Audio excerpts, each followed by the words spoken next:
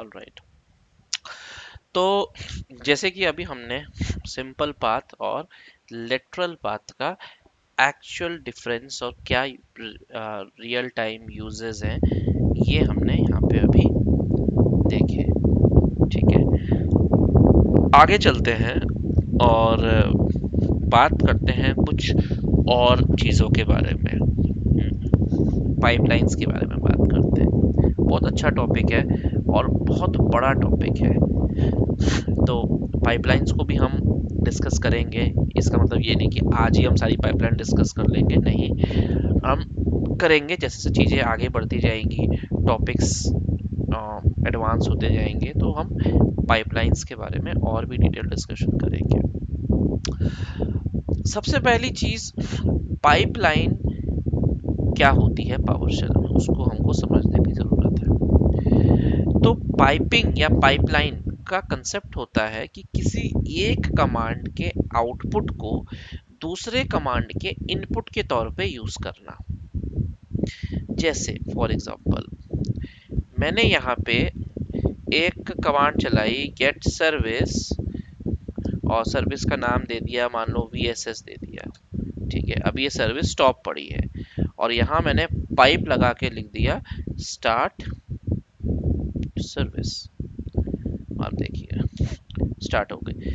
तो बेसिकली मैंने यहाँ पे किया क्या, मैंने जो एक गेट सर्विस का जो आउटपुट था, इसको मैंने दूसरी कमांड का एज एन इनपुट यूज कर लिया।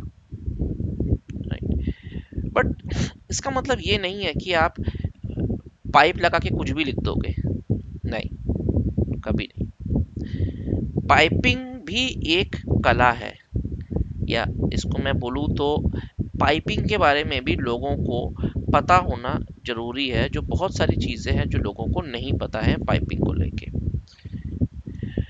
पहली चीज तो ये,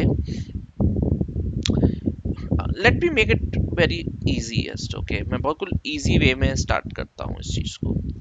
ठीक है, मैं अभी कॉम्प्लिकेट नहीं करूंगा, मैं बड़ा इजी वे में समझाता हूँ। लेट्स से मैंने यहाँ पे कमांड चलाई गेट चाइल्ड आइटम, ठीक है, और एंटर मारा, तो ये मुझे दिखा देगा कि भाई इस डायरेक्टरी में कितने फोल्डर और फाइल एग्जिस्ट करते हैं। अगर मुझे हर एक सब डायरेक्टरी को देखना है कि मतलब जैसे मैं इसको ई ड्राइव पे ले जाता हूँ, ई ड्राइव पे DIR रखता हूँ, तो देखिए यहाँ पे कुछ पहले से फाइलें पड़ी हैं, और अगर मैं यहाँ पे गेट चाइल्ड आइटम लिखता हूँ और इसके आगे स्विच यूज करता हूँ रिकर्सिव और एंटर मारता हूँ, तो देखिए जितनी फोल्डर के अंदर फोल्डर के अंदर फाइलें हैं, वो सारी की सारी ये मुझे अब ये शो कर रहा है। राइट, बट अगेन ये तो भाई कोई प्रैक्टिकल चीज नहीं हुई। क्यों? क्योंकि ऐसे तो बहुत सारी मेरी फाइलें पड़ी हुई हैं। तो इस टाइप की सिचुएशन जब भी कभी आती है जहाँ पे आप ये रिकर्सिव स्विच यूज करते हो या कुछ ऐसा कमांड रन करते हो जिससे आउटपुट इतना बड़ा आ जाता है कि आपकी पावर शेल की एक स्क्रीन में वो फिट नहीं हो सकता है। कभी कभी ऐसा होता है, हम लोग बहुत सारी कमांड्स चलाते हैं और उन कमांड्स को चलाने के बाद हमारा आउटपुट इतना लंबा आ जाता है कि हमें ऊपर जाके स्क्रॉल करके फिर पढ़ते हुए नीचे आना पड़ता है। और कई बार तो ऐसा होता है कि हमारा ऊपर का आउटपुट जो होता है वो कट ही जाता है, क्योंकि पावर शेल की भी लेंथ होती है कि वो इतने लेंथ तक का ही डेटा प्रिंट कर सकता है। तो ऐसी चीज़ों को हैंडल करने के लिए एक पाइप के बाद कुछ ऐसे फंक्शंस अवेलेबल हैं जिनको आप यूज कर सकते हो, जैसे कि मोर फंक्शन। ठीक है, मोर फंक्शन से क्या होता है कि आपका जो डेटा है वो केवल पेज वाइज आएगा। अब देखिए मैंने वापस फिर से वही कमांड चलाई गेट चाइल्ड आइटम रिकर्स, और अब की मैंने पाइप लगा के मोर लिख दिया। तो ये क्या है, ये मेरे को ये देखिए पेज वाइज रिजल्ट दिखा रहा है। तो मैं जितना पढ़ना चाहूँ उतना पढ़ सकता हूँ, जितना आगे चला चाहूँ उतना मैं आगे जा सकता हूँ। क्लियर? समझ में आया कि मोर फंक्शन लगा के क्या होता है? उसके अलावा अगर आप सिंपल जैसे यहाँ पे चाहते हो कि जो भी आउटपुट आया है ये किसी क्लिप बोर्ड में पेस्ट हो जाए, तो आप पाइप लिख के लगा के क्लिप भी लिख सकते हो। अब जैसे ही आप क्लिप लिखोगे उसके बाद आपको नोटपैड या कहीं पर भी जहां पर आपको इस डेटा को रखना है वो खोलिए और कंट्रोल वी मारिए। देखिए आउटपुट मेरा यहाँ पे मैंने डायरेक्ट उठा लिया।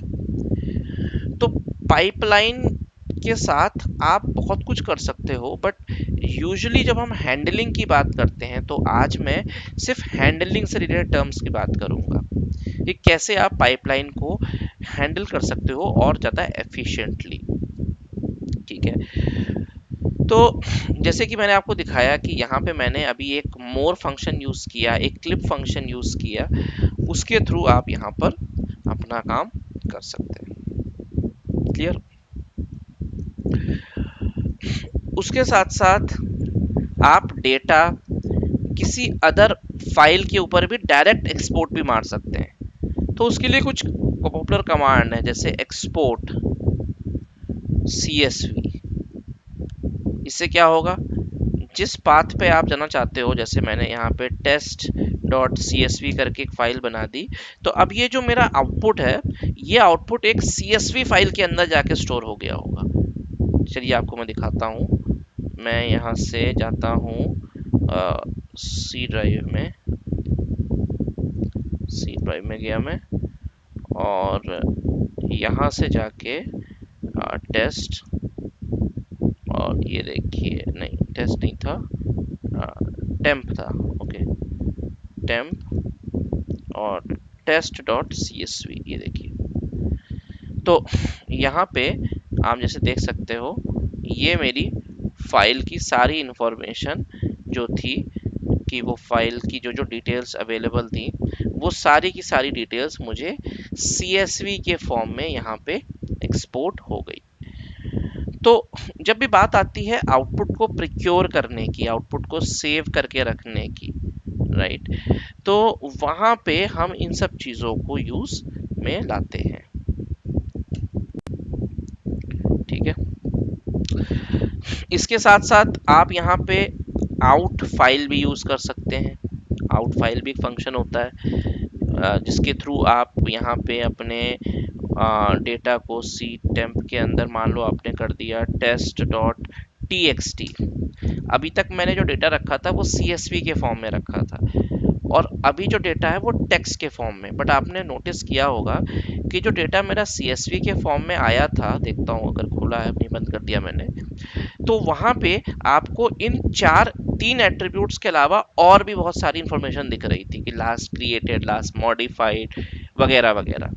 तो बेसिकली जब आप एक्सपोर्ट CSV चलाते हैं तो वो करता क्या है कि जो इसके अंदर की सारी इंफॉर्मेशन होती है ना, जैसे कि मैं आपको अगर दिखाता हूँ गेट चाइल्ड आइटम में जाके और FL लगा के मैं स्टार करता हूँ, तो ये जो सारी इंफॉर्मेशन आपको दिख रही है ना, ये सारी की सारी इंफॉर्मेशन उसने उठा के मेरे एक्सेल फाइल के अंदर पेस्ट कर दी थी।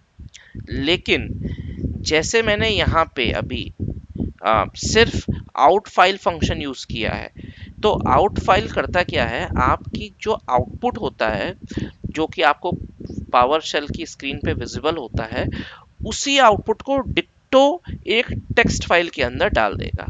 आइए मैं आपको दिखाता हूँ, ये देखिए, can you see this? So अगर आप डेटा एक्सट्रैक्ट कर रहे हैं, so you have to be very careful with the system कि आप यहाँ पे एक्सपोर्ट CSV यूज कर रहे हैं कि आप आउट फाइल यूज कर रहे हैं। क्लियर?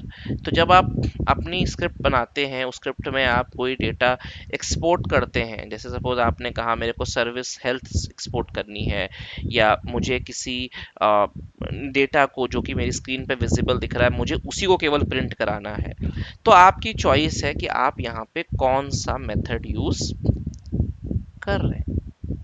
क्लियर? क्लियर? तो इन चीज़ों के बारे में थोड़ा सा ध्यान रखना अपने डेली ऑपरेशन में, कि आप आउट फाइल और एक्सपोर्ट CSV में से क्या चूज कर रहे हो। ठीक है, आगे चले, ये कोई क्वेश्चन है तो पूछ लो।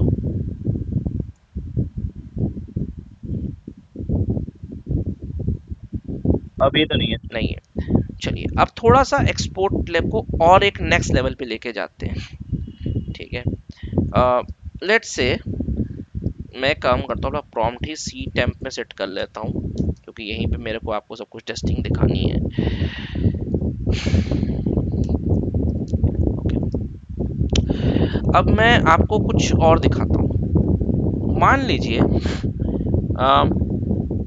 आपने कोई इंफॉर्मेशन एक्सपोर्ट करी, राइट, और आप चाहते हो कि वो इंफॉर्मेशन एज अ एक्सपोर्ट होने के बाद मेरे अगली स्क्रिप्ट के इनपुट में काम आए।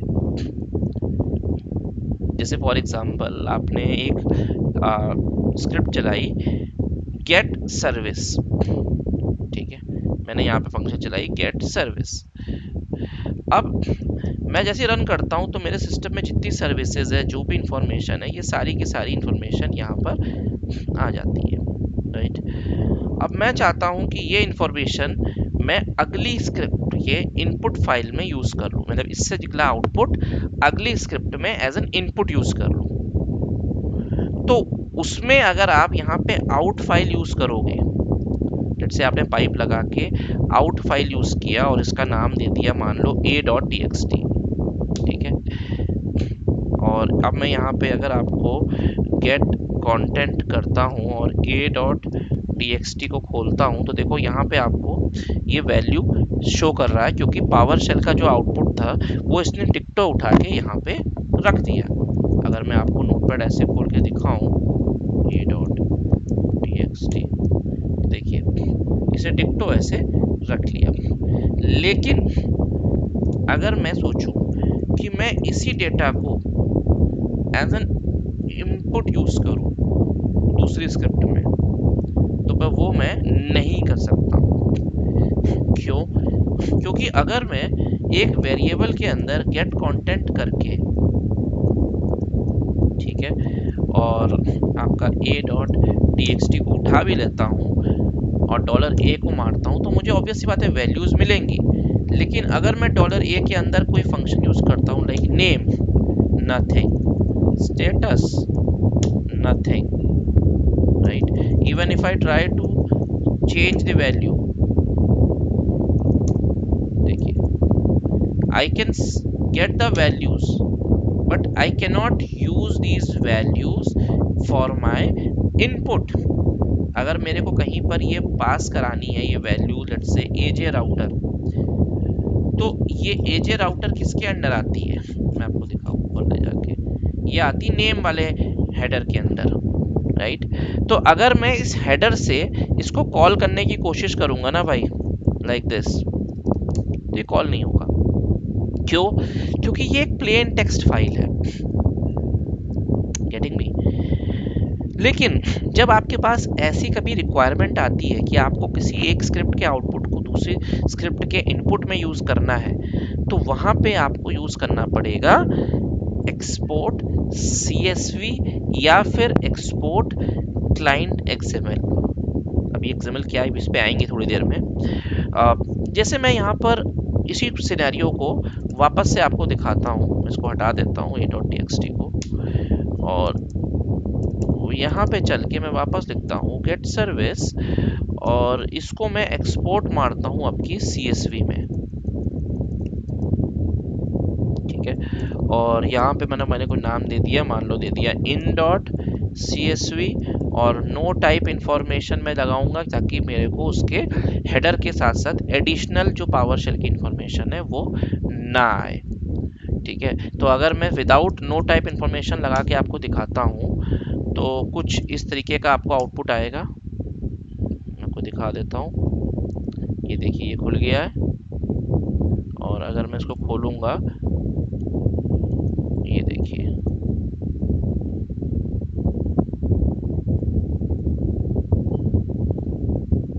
ये देखिए डेटा यहाँ पे देख रहे हैं आप, बीच बीच में डिस्क्रिपेंसी आ रही है। तो इसीलिए हम हमेशा रिकमेंड करते हैं हम लोग कि जब भी आप ऐसा करें तो आप यहाँ पे नो टाइप इंफॉर्मेशन लगा के ज़रूर करें, ठीक है। ये देखिए ऑलराइट, तो अब मैंने यहाँ पे मैं इस आउटपुट फाइल को, जो कि मेरी in dot C S v file है, इसको मैं as an input file use करूंगा। कैसे? I will use a function import csv और बाद दे दूंगा in डॉट csv। देखिए, अब आप देख रहे हो यहाँ पे जो आउटपुट आ रहा है ये विद वैल्यूज आ रहा है, यानी कि जो मेरा ये वैल्यूज हैं, जो मेरे पैरामीटर वैल्यूज हैं उसके साथ आ रही। तो इसका हमको एडवांटेज कहाँ मिलेगा? इसका एडवांटेज तब मिलेगा, मान लीजिए मैंने इसकी वैल्यू $a के अंदर स्टोर करा दी। अब मैं $a लिखूंगा तो देखिए सब आ रहा है। अब मैं डॉट, अगर यहाँ पे डॉट नेम लिखता हूँ तो देखिए सारे नेम वाले फिल्टर हो गए। अब मैं अगर थोड़ा एडवांस लेवल पे जाऊं और मैं यहाँ पे अगर कंडीशन लगाना चाहूँ तो मैं कंडीशंस भी लगा सकता हूँ। आप लोग इस चीज़ को अभी कंफ्यूज मत होना, बट मैं आपको एग्जांपल दिखा रहा हूँ कि जैसे मैंने कहा कि शो मी द सर्विसेज जिनका स्टेटस अभी इक्वल टू हो रनिंग। ठीक है, देखो इस तरीके से आप उन सर्विसेज को भी कलेक्ट कर सकते हो। आप कहते हो कि नहीं, मुझे इसी में केवल सेलेक्ट दिखाओ, नेम दिखाओ और स्टेटस दिखाओ। ये देखो, तो आप देख रहे हो ना कि अभी आप इस चीज पे मत जाओ जो मैंने आपको ये 3-4 कमांडें चला के दिखाई लास्ट में, लेकिन मैं आपको एक आइडिया दे रहा हूँ कि कैसे आप एक कमांड के थ्रू जनरेट हुआ आउटपुट दूसरी कमांड के इनपुट में यूज करके उससे आगे आप फर्दर मैनिपुलेशन कर रहे हो। Getting me? तो इन शॉर्ट मैं आपको बस एक चीज बोलूंगा कि जब भी कभी ऐसी सिचुएशन आए कि जहां पे आपको एक आउटपुट को दूसरी कमांड के इनपुट यूज करना है, तो वहां पे आउट फाइल फंक्शन यूज मत करना। ठीक है, मत करना। इतना समझ में आया? Yes Ranjit, sir. रंजीत, सच बताओ समझ में आया जी सर। आपके? सच बताओ समझ में आया आपके मैंने क्या बताया? अगर ये नहीं लास्ट के सर, पूरा नहीं है ये वाला, मेरे ला, को दोबारा लग रहा है वीडियो में आप वीडियो करना देख, आप पड़ेगा दोबारा मुझे। वीडियो देखना, जहां पे आपको डाउट होगा आप मुझसे पूछना। हम्म। बाकी ये लास्ट वाले जो मैंने आपको 2-3 कमांडें दिखाई ना, ये और ये, इसको अभी आप फोकस मत हाँ करो, इस पे हम लोग आएंगे आगे। ये अभी आगे का टॉपिक है, बट मैंने आपको ये हाँ, ये इसीलिए तो दिखा दिया क्योंकि मैं आपको ये बताना चाहता था कि कैसे हम आउटपुट को मैनिपुलेट करते हैं, कैसे हम आउटपुट को यूटिलाइज करते हैं। तो मैंने आपको वो दिखाया करके, बट अभी बेसिक फंडामेंटल ये ओके। समझो कि क्या आउट फाइल से हमारा काम नहीं चलेगा, हमको सिर्फ एक्सपोर्ट सीएसवी ही करनी पड़ेगी। क्लियर? इसके साथ साथ एक और फंक्शन होता है जिसको हम बोलते हैं एक्सपोर्ट क्लाइंट एक्सएमएल। अब वो कैसे काम करती है वो भी मैं आपको दिखा देता हूँ। मैं यहीं पे जाके इसको, अच्छा इसके साथ एक प्रॉब्लम है भैया। प्रॉब्लम ये है कि मान लो आपके पास ऐसी कुछ सिचुएशन है जहां पे दो कनेक्टिंग स्क्रिप्ट्स हैं। ठीक है, जिसमें स्क्रिप्ट 1 चलती है, एक सीएसवी जनरेट करती है, और स्क्रिप्ट 2 चलती है, उस सीएसवी को उठा के आगे डेटा को प्रोसेस करती है। ठीक है, लेकिन इसमें एक फ्लूक पता है क्या है? फ्लूक ये है कि ये जो मेरी सीएसवी की फाइल है, ये ये फाइल ओपन है, यानी कोई भी इसको खोल के इस फाइल को पढ़ सकता है और इसके अंदर का डेटा इजीली देख सकता है कि ये क्या है। ठीक, but I really don't want कि मेरे यूजर्स या कोई भी ऐसा पर्सन जो मेरे सिस्टम में अगर घूम रहा है या मेरे सिस्टम का एक्सेस गेन कर लेता है तो वो इस फाइल को देख ना पाए। तो उस केस में मेरे पास एक ऑल्टरनेट सोल्यूशन है जिसको मैं बोलते हैं हम लोग क्लाइंट एक्सएमएल। वो क्या होती है मैं आपको वो दिखाता हूँ। तो पहले तो मैं यहाँ पे डिलीट कर देता हूँ इस फाइल को, इसकी जरूरत नहीं है, और वापस से जो मैंने कमांड चलाई थी ये वाली, यहाँ पे मैं एक्सपोर्ट सीएसवी की जगह एक्सपोर्ट CLI XML चलाऊंगा। ठीक है, और यहीं पे पाथ दे देते हैं और इसका नाम कुछ भी दे देते हैं, a.xml दे देते हैं। ठीक है भाई, ठीक है, समझ में आया मैंने क्या किया? मैंने सिर्फ एक XML फाइल का नाम दिया और एंटर मारा। अब जैसे ही मैंने एंटर मारा, अगेन इसने कुछ कमांड बैकग्राउंड में चली और ये एक फाइल इसने जनरेट कर दी। अगर मैं ls करके दिखाऊं तो देखिए यहाँ पे a.xml नाम की एक फाइल जनरेट हो चुकी है।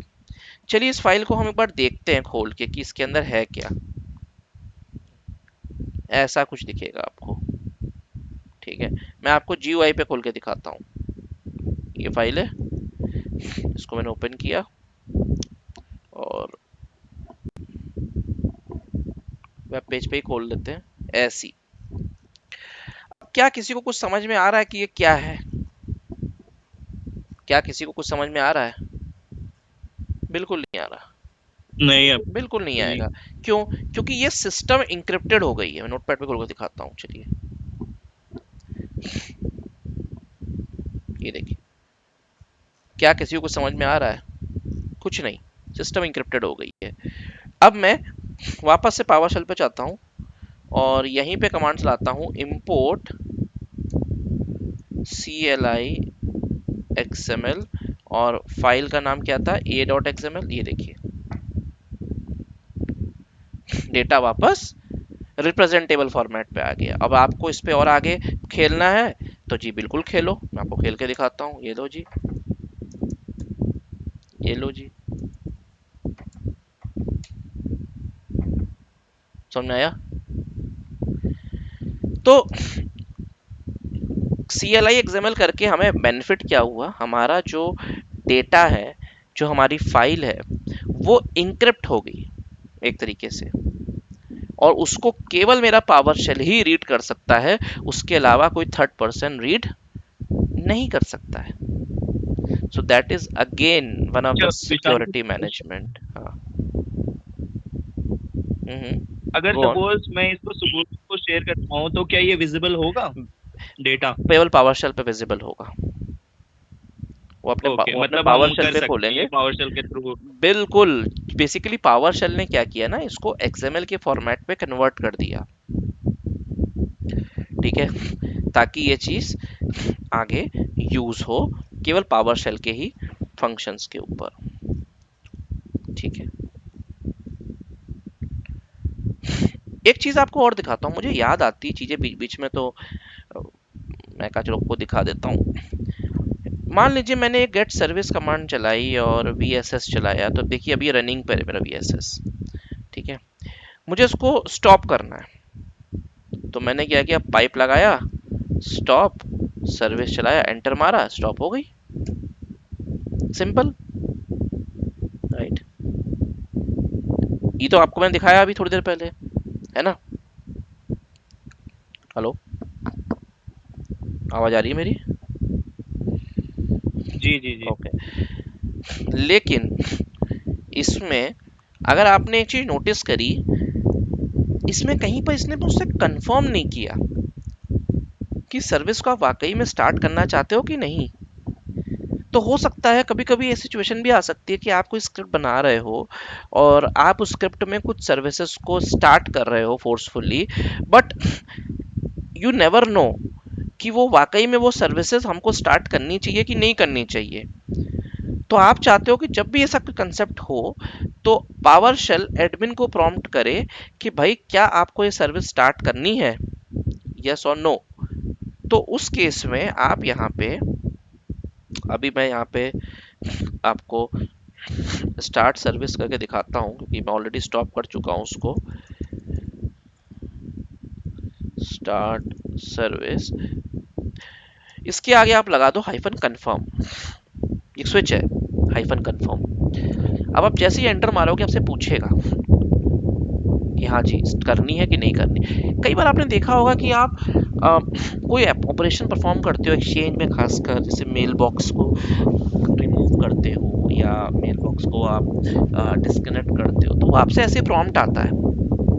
DL में कोई मेंबर ऐड करते हो तो प्रॉम्प्ट आता है, DL से कोई मेंबर हटाते हो तो प्रॉम्प्ट आता है। तो बहुत सारी चीज़ों में तो माइक्रोसॉफ्ट ने ऑलरेडी ये प्रॉम्प्ट डाल रखा है, बट जिन कमांडों में ये प्रॉम्प्ट नहीं आता है वहां पे आप इस हाइफन कंफर्म स्विच को यूज करके वो प्रॉम्प्ट को आप यूज कर सकते हैं।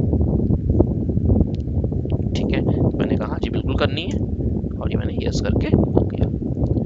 समझ में आया इस छोटे से स्विच का कमाल? ओके, आगे चलते हैं। मीन्स हमारे कंफर्मेशन लिखने से वो ऑप्शन आएगा, राइट सर? ऑप्शन आएगा। अच्छा, कोई ऐसी कमांड जैसे मान लो आपको कंफर्मेशन बंद करनी है, जैसे किसी में ऑलरेडी कंफर्मेशन आती है, आपको वो बंद करनी है, तो वो भी आप कर सकते हो। कैसे, मैं आपको दिखाता हूँ। लेट्स से मुझे सोचने दो, विंडोज में ऐसी कौन सी कमांड है जिसपे कंफर्मेशन आती है।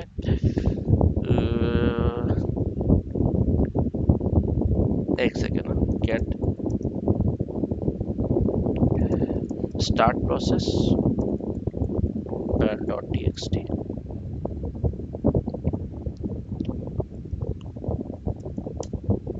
नहीं, नोटपैड खुला नहीं, क्या खुला तो है। कोई ऐसी स्विच कमांड मुझे सोचने दो। एक्सचेंज में तो बहुत होती है। हाँ, एक नया यूज़र बना के देखते हैं। न्यू लोकल यूज़र, ठीक है, टेस्ट ए, एंटर,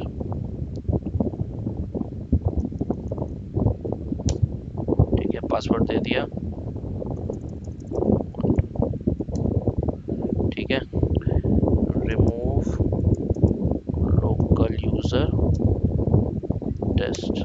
अरे पूछा नहीं इसने।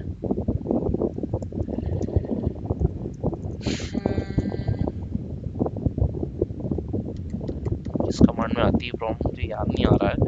एनीवेज, अगर हमारे पास आगे कोई ऐसी कमांड आती है जिसपे आपके पास ऐसे प्रॉम्प्ट आता है बाय डिफ़ॉल्ट, तो वहाँ पे आप एक स्विच जो हमने यहाँ पे यूज़ किया था ना, डॉलर कन्फर्म, मैं इसी स्विच पे दिखा देता हूँ आपको। जैसे अगर मैं स्टार्ट सर्विस कर रहा हूँ और हाइफन कन्फर्म लगा रहा हूँ, तो ये वैल्यू प्रॉम्प्ट करता है, राइट। बट आप चाहते हो कि जहाँ पे ऑलरेडी प्रॉम्प्ट कर रहा है वहाँ ना करे, तो आपको कॉलम डॉलर फॉल्स लिखना पड़ेगा, तो फिर वो पूछेगा भी नहीं। तो कन्फर्म के साथ अगर आपने कोलन डॉलर फॉल्स लगा दिया, तो कन्फर्म का जो मैकेनिज्म है वो नल एंड वॉइड हो जाता है। तो जिस कमांड में कन्फर्म ऑलरेडी इनबिल्ट है, जैसे get mail, remove mailbox, disconnect mailbox, या add distribution group member, right, तो उसमें अगर आप dollar hyphen confirm dollar false लगा दोगे, तो वो आपको प्रॉम्प्ट करेगा ही नहीं। तो उस सिचुएशन में आप उसको बाईपास कर सकते हो। जैसे सपोज आपको मान लो 300 यूजर ऐड करने हैं किसी पावर से स्क्रिप्ट के थ्रू, ठीक है, आपने एक स्क्रिप्ट बना ली फॉर ईच का फंक्शन लगा के, और आप उस पर ऐड कर रहे हो, लेकिन उसमें एक चैलेंज क्या आएगा कि वो आपको 300 बार पूछेगा, do you want to add, yes no, आपको बार बार यस करना पड़ेगा। तो that again not makes any sense, कि अगर आपको 300 बार एंटर दबाना ही था तो फिर आप मैनुअली कर देते। तो उस सिचुएशन में आप ये जो स्विच है, dollar hyphen confirm dollar colon dollar false, इसको यूज करके आप अपने इस फंक्शन को स्किप कर सकते हो।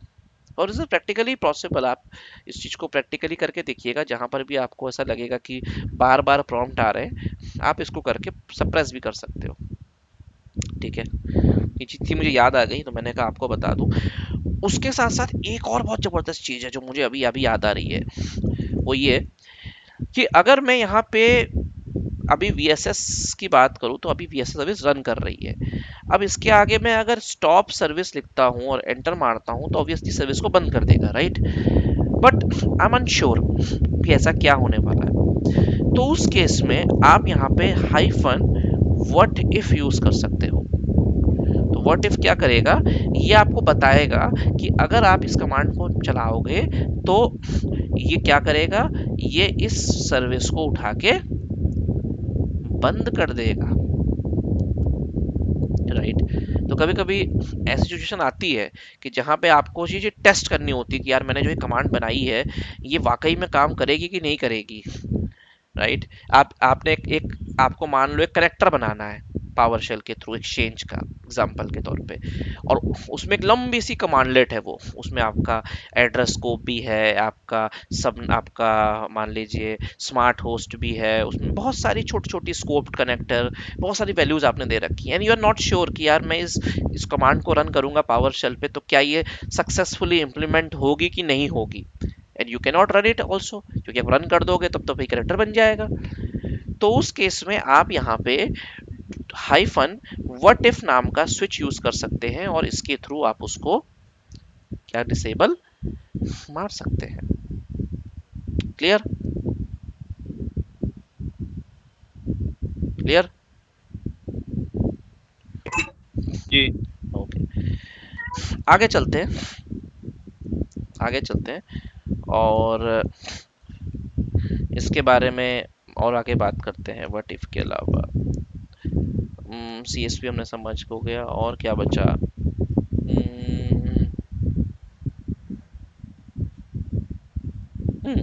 एक चीज और बताता हूँ। मान लो आपने कमांड चलाई गेट हाइफन प्रोसेस, ठीक है, एंटर मारते हो, इंफॉर्मेशन आ जाती है, राइट? बट आपको किसी को ये इंफॉर्मेशन दिखानी है for the time being, let's say किसी नॉन टेक्निकल यूजर को दिखानी है, तो आप मेनली क्या करोगे? इसको पहले सीएसवी में ले जाओगे, राइट? वहां से फिर इसको एक्सेल में ले जाओगे, एक्सेल में ओपन करोगे, फिर फॉर्मेटिंग लगाओगे। टाइम तो बर्बाद हो रहा है ना। और मान लो पर्सन आपके बगल में बैठा है, आपके पास टाइम नहीं है, तो आप क्या करोगे? तो आप क्या करोगे सर? उस केस में पावरशेल आपको एक कंपैटिबिलिटी देता है, एक फंक्शन देता है that's called out grid view. तो जैसे आप इसको एंटर मारोगे तो ये क्या करेगा, ये इसी इंफॉर्मेशन को एक GUI के फॉर्म में ले आएगा, और यहाँ से आप क्राइटेरिया लगा सकते हो। आपने कहा सिर्फ आइडेंटिटी शो करो, राइट? आइडेंटिटी जो ऊपर है उनको हायर पे ले आओ, जो प्रोसेस कॉमन है उनको इधर ले आओ, लाइक दिस। तो इस तरीके से अगर आपके बगल में कोई ऐसा व्यक्ति बैठा है जिसको आपको क्विकली चीज़ें दिखानी है और फटाफट छोटी छोटी कुछ फॉर्मेटिंग करके दिखानी है, और आपको लग रहा है कि आप पावर शेल से नहीं कर सकते फॉर्मेटिंग, वो फंक्शन लगा के और नॉर्मल सॉर्ट सॉर्ट फंक्शन और ये सब चीज़ें लगा के, और आप एक्सेल शीट पे ले जाके उसको दिखा रहे हो, तो उससे बेटर है आप यहीं पे दिखा दो। आप सिंपल कोई भी कमांड चलाओ, गेट सर्विस चलाओ, ठीक है, उसके आगे आप लगा दो out hyphen grid view, enter मार दो, आ गई इन्फॉर्मेशन निकल के। यहाँ से आपने कहा जी स्टॉप, आपको कौन सर्विस चाहिए? आपने कहा मुझे स्टेटस वाइज चाहिए, और देखो सारी स्टॉप सर्विस आ गई। आपने कहा स्टेटस कंटेन स्टार्ट या रनिंग, सॉरी, देखिए सिर्फ रनिंग सर्विसेज आपको दिखा रहा है। आपने कहा मुझे नेम वाइज दिखाना है, तो आपने यहाँ से आप इसको हटाओ, ऐड क्राइटेरिया करो नेम, और नेम इज इक्वल्स टू, मान लो आपने लिखा एक्स बॉक्स, लो आ गई सर्विस। है इजी, कितना सिंपल है डेटा माइन करना और लोगों को रिप्रेजेंट करना without any additional efforts. So I hope ये भी एक बहुत मज़ेदार चीज़ है आउटग्रिड व्यू। आप लोगों ने इससे पहले कभी इसको यूज़ नहीं किया होगा, बट आप इसको यूज़ कर सकते हो अपने डेली यूज़ पे, right? Any questions, any doubts? नहीं? नहीं सर, अभी तो नहीं है। अब मैं आपको एक ऐसी चीज़ दिखाऊंगा जिसको बनाने के बाद, देखने के बाद आपके अंदर एक कॉन्फिडेंस आ जाएगा कि मैं भी स्क्रिप्ट स्क्रिप्ट बना सकता हूँ, ठीक है? और बड़ी इजी चीज़ है। मान लीजिए आपको आपके मैनेजर ने कहा कि भाई मुझे एक ऐसी स्क्रिप्ट बना के दो जो कि सिस्टम के टॉप 10 प्रोसेस को बताए कि ऐसे कौन से टॉप 10 प्रोसेस हैं जो सबसे ज़्यादा मेमोरी मेरी कंज्यूम कर रहे हैं, ठीक है? और आपसे कहा इसको स्क्रिप्ट में बना के दो, मुझे ऐसा नहीं चाहिए कि नोटपैड पे और या फिर किसी एक्सेल शीट में या किसी ऐसे में डेटा आ जाए, एक रिप्रेजेंटेबल डेटा आना चाहिए, देखने में मज़ा आ जाए। क्या करोगे आप? मैं बताता हूँ। तो आपके दिमाग में पहले आएगा अच्छा प्रोसेस, तो चलो ठीक है गेट प्रोसेस, सिंपल, ठीक है, ये लगाया, डेटा आ गया। नाउ अब मुझे क्या चाहिए? मुझे चाहिए वो चीज़ें जो मुझे मान लो चाहिए, सपोज जो कि मेरे टॉप मेमोरी यूज़ कर रहे हैं। अब देखिए यहाँ पे 3 चीज़ें दिख रही हैं आपको, एक सीपीयू दिख रहा है, एक आपको पीएम मतलब पेज मेमोरी दिख रही है, W S I don't know what is this, and NPM is non page memory. तो मान लीजिए मैं एग्जांपल के तौर पे पेज मेमोरी यानी कि रैम की बात करता हूँ, ठीक है। मैंने कहा प्रोसेस दिखाओ और मुझे सिर्फ सेलेक्ट करके दो, मुझे सिर्फ एक मुझे नेम दिखाओ और एक मुझे पीएम दिखाओ। तो देखो अब मैंने आलतू फालतू चीजें हटा दी और सिर्फ नेम और पेज मेमोरी यानी कि मेरी जो रैम यूटिलाइजेशन है वो दिखा दी। अब अगेन यहाँ पर आप देख सकते हो ये जो डेटा है ये बड़ा अनइवन है, मैं चाहता हूँ ये अरेंज हो जाए, राइट। मतलब जितना भी मेरा हाई यूटिलाइजेशन है वो ऊपर आ जाए और जो लो है वो नीचे आ जाए। तो मैं क्या करूंगा, मैं यहाँ फिर पाइप लगाऊंगा और यहाँ लिखूंगा सॉर्ट, और सॉर्ट किससे करूंगा, पीएम से, ठीक है। अब जैसे ही मैंने एंटर मारा तो अब आप देखो इसने क्या किया, सारी वैल्यूज को उठा के सॉर्ट कर दिया। देखो फ्रॉम स्मॉल टू बिगर यानी कि असेंडिंग ऑर्डर में इसने सारी वैल्यूज को लगा दिया। तो अब मुझे मालूम पड़ गया कि भाई ये वो सर्विसेज हैं जो सबसे ज्यादा मेमोरी मेरे सिस्टम की ऑक्यूपाई कर रही हैं, ठीक है। इनको आप कन्वर्ट भी कर सकते हो, मैं भी।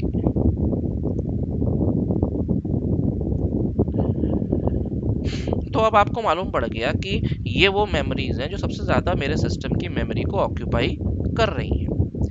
तो आपने क्या किया, यहाँ पर आप यहाँ पे गए वापस और यहाँ पे आपने लिखा हाइफन डिसेंडिंग।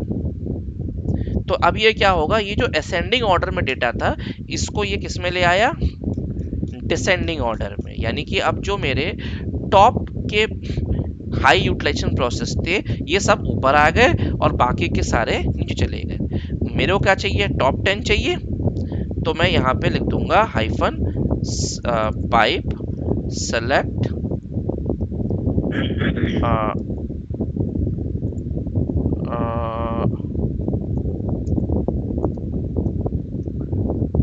हाँ फर्स्ट 10।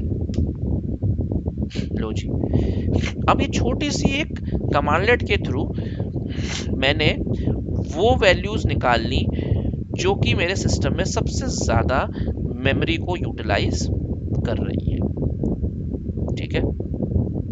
अगेन अब ये जो इंफॉर्मेशन है इसमें आप बहुत सारा ब्यूटिफिकेशन कर सकते हो, वो सब चीज़ें हम लोग अपकमिंग क्लासेस में समझेंगे कि कैसे इस अजीब सी वैल्यू को हम एक प्रॉपर रिप्रेजेंटेबल वैल्यू में कैसे कन्वर्ट करें। उसके लिए मैथ फंक्शन यूज़ होता है, तो वो मैथ फंक्शन पे जब हम जाएंगे तब हम इसको डिस्कस करेंगे। बट अभी के लिए मान लीजिए आपको इसको थोड़ा सा और अच्छा बनाना है लुक में, तो अब आप इस आउटपुट के आगे और भी फंक्शन ऐड करके इसको GUI में कन्वर्ट कर सकते हो।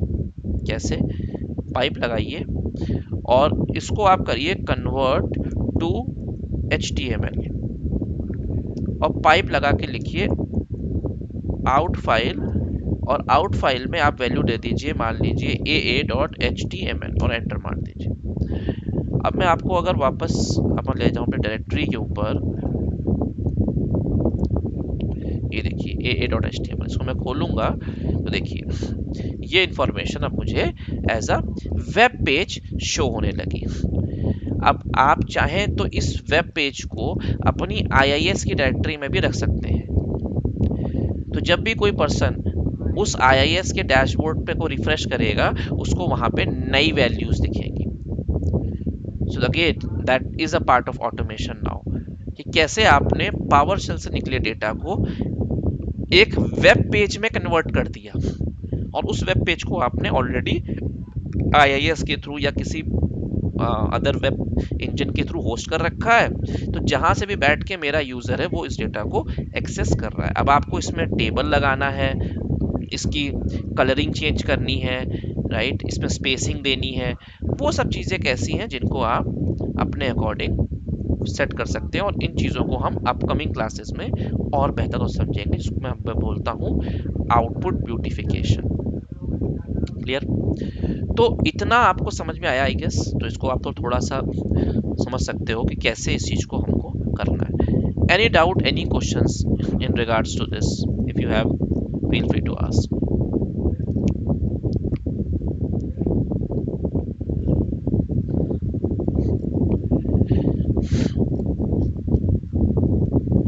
हाँ भाई, any questions, anything?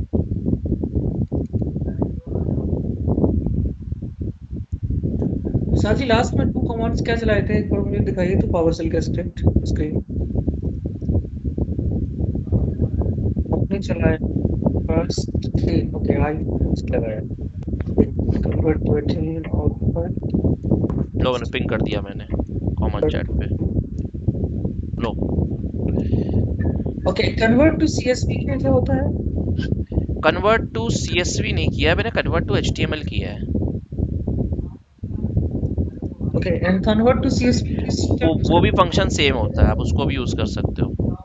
Convert to HTML, convert to CSV भी कर सकते हो, बट उसमें क्या है कि फिर हैं? ओके आप डायरेक्ट एक्सपोर्ट सीएसवी यूज करो या कन्वर्ट टू सीएसवी करके पाइप लगा के आउट फाइल लगाओ। मैं दिखा देता हूँ उसका मतलब क्या है। जैसे सपोज आपने यहाँ पे गेट सर्विस चलाई और यहाँ पे आपने लिखा एक्सपोर्ट सीएसवी और यहाँ पे नाम दे दिया आपने service dot CSV hyphen no type information.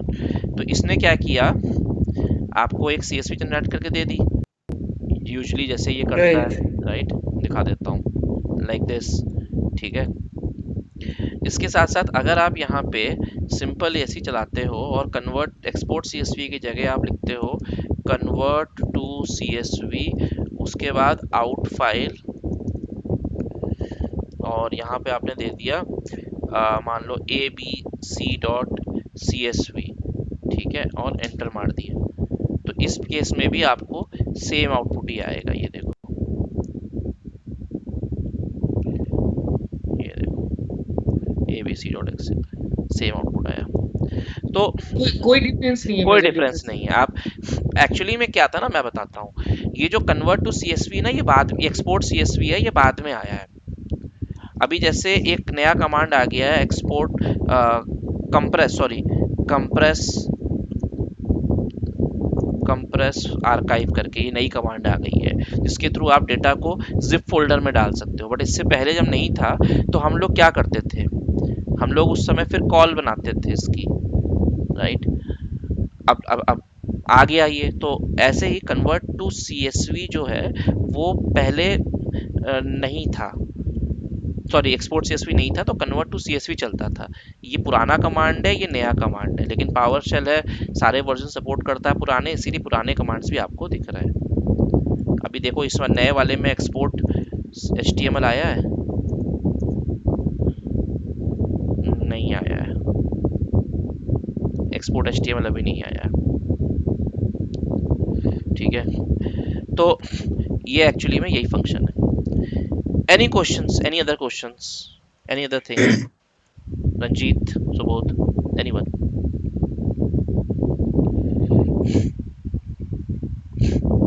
No questions? नहीं सर जी, Okay. ठीक है All ठीक right. है। So let's keep this session for today now. I think जितना मैंने बताया ये बहुत है आपके लिए रिवीजन करने के लिए, इसको आप लोग गो थ्रू करना। I will upload the video shortly and कल हम लोग कनेक्ट करेंगे, then we will discuss next further things, ठीक है? चलो guys, thank you, bye okay Vishal ji. Bye.